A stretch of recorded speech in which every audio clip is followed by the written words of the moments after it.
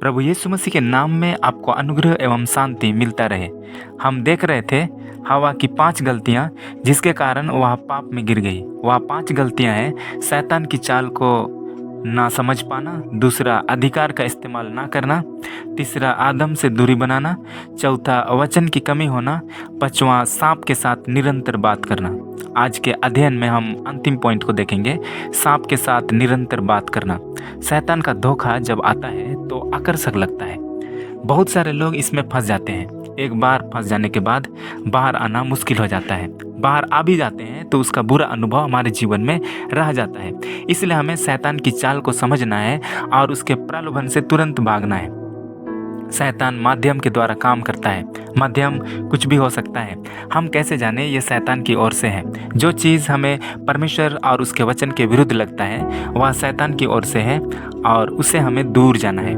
हवा के लिए मौका था, वह भाग सकती थी, पर वह ऐसा नहीं की। अंततः वह पाप में गिर गई। जब शैतान हमें कुछ बोलता है तो उसके विपरीत हमें सोचना है। जब प्रलोभन के साथ शैतान यीशु के पास खड़ा था, शैतान चालाक है, वह कमजोरियों पर वार करता है। बाइबल बताती है यीशु 40 रात दिन निराहार था, उसे भूख लगी थी। शैतान उससे कहा, यदि तू परमेश्वर का पुत्र है तो कह दे कि यह पत्थर रोटियां बन जाए। यीशु ठीक इसके विपरीत उत्तर दिया, मनुष्य केवल रोटी से नहीं परंतु हर एक वचन से जो परमेश्वर के मुख से निकलता है जीवित रहेगा।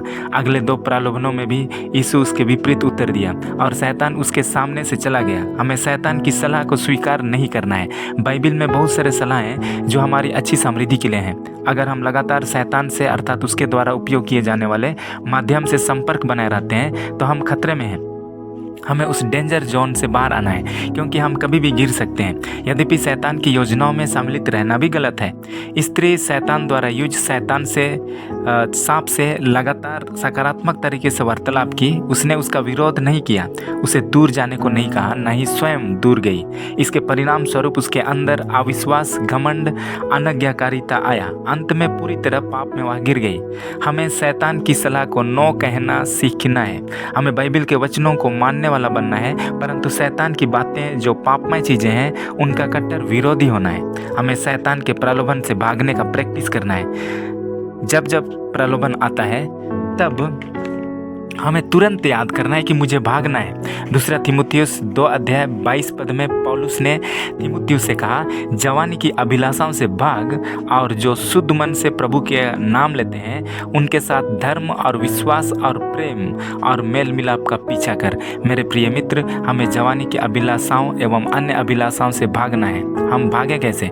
जब बुरी कल्पनाएं हमारे मन में आती हैं उसी क्षण हमें उससे बाहर करना है। जब जब गलत चीज़ों का प्रपोजल लेकर शैतान किसी के माध्यम से आता है उसी क्षण उसे इनकार कर देना है। अगर हम कहें एक बार मैं देख लूँगा उसके बाद मैं भागूंगा, तो प्रिय मित्र यहीं पर हम हार जाते हैं। बाद में देर हो जाता है, हम इसे निकल नहीं पाते हैं। जब कोई गलत अभिलाषा हम दूर नहीं भागते, यह हमारी आदत बन जाती है, यह हमारे जीवन का भाग बन जाता है। प्रिय मित्र, हमें तुरंत भागना है, देर नहीं करना है। यूसुफ के बारे में बाइबल बताती है, उत्पत्ति 39:6 से आगे, यूसुफ सुंदर और रूपवान था। इन बातों के पश्चात ऐसा हुआ कि उसके स्वामी की पत्नी ने यूसुफ की ओर आंख लगाई और कहा, मेरे साथ सो। पर उसने अस्वीकार करते हुए अपने स्वामी की पत्नी से कहा। मेरे प्रिय मित्र, यहाँ एक शब्द को ध्यान दें, अस्वीकार करते हुए। और आगे 10 पद में लिखा है, और ऐसा हुआ कि वह प्रतिदिन यूसुफ से बातें करती रही पर उसने उसकी ना मानी। जबरन जब पोतीफर की पत्नी ने उसके साथ गलत करना चाहा तो अब भागा। उसके वस्त्र को आप पकड़ ली, लेकिन यूसुफ वस्त्र छोड़कर भागा। इसके परिणाम स्वरूप उसे कुछ समय के लिए बदनाम होना पड़ा, जेल जाना पड़ा।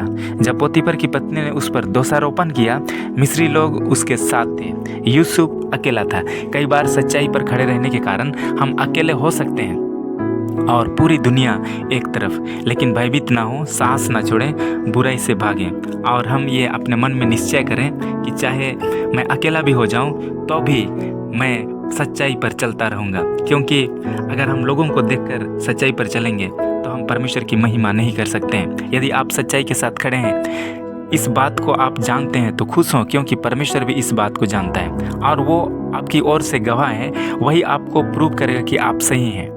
आपको सही समय का बस इंतज़ार करना है। ये सच है, यूसुफ सच्चाई पर था जिसके कारण वह बदनाम हुआ, उसे जेल जाना पड़ा, लेकिन ये टेम्पररी था। परमेश्वर उसे अद्भुत रीति से जेल से बाहर निकालकर मिस्र देश का प्रधानमंत्री बना दिया और इस बात को सिद्ध किया कि यूसुफ सच्चा है। मेरे प्रिय मित्र, बाइबल में से एक व्यक्ति सिमसोन को हम जानते हैं। वह एक स्त्री दलीला के संपर्क में निरंतर रहा। वह उससे फुसलाते रही कि वह अपने सामर्थ का राज बता दे। लगातार उस स्त्री से जुड़े रहने के कारण एक समय आया जब उसने अपना सामर्थ का राज्य को बता दिया और यहोवा का आत्मा उसको छोड़कर चला गया। वह साधारण मनुष्य बन गया और खतना रहित फिलिस्तियों ने उसे अपना शिकार बना लिया। मेरे प्रिय मित्र, हमें संसार के अभिलाषाओं से भागना है, परमेश्वर की धार्मिकता का हमें पीछा करना है। परमेश्वर आपको बहुत से आशीष देने पाए। आमीन।